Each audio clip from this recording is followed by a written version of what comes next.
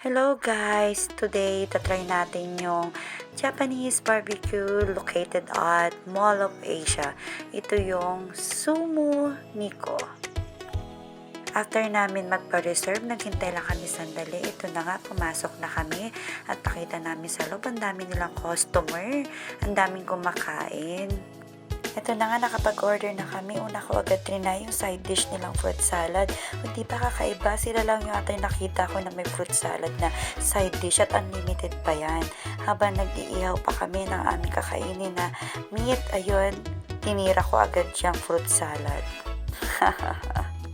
At hirap na hirap ako mag-chopstick kaya nagpakuha ko ng tinidor. Ayan, selfie muna kami magkapatid. O diba, paras kami maganda. Selfie muna kami para may memories kami sa Sumo Niko. Ito na nga pala yung first order namin. Side dish na kimchi, mozzarella cheese, corn, and fruit salad. Syempre, hindi rin mawala yung rice. Kung if you need rice, pwede naman. At yung meat namin, 4 kinds of meat muna.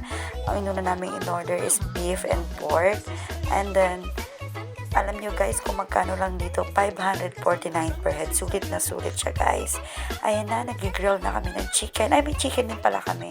Chicken, pork, and beef. Ayan. Ito na nga, unang subo. Ito ay beef at ang lambot niya guys. Ang sarap.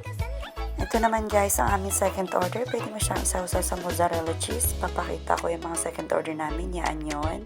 4 kinds of meat again. And dahil gutom na gutom kami, may third order kami. Ito yung fish cake at 3 kinds of meat. Mga beef yan guys na marinated yung dalawa. Basta hindi ko natanda yung pangalan niya. Basta puro beef yan na marinated. Ang dami ko nakain guys kasi ba naman buong araw di ako kumain. Kasi nga kakain kami sa ganito. At ang sasarap ng meat nila guys. Super. Ayan na, selfie na kami magkapatid. Bye-bye!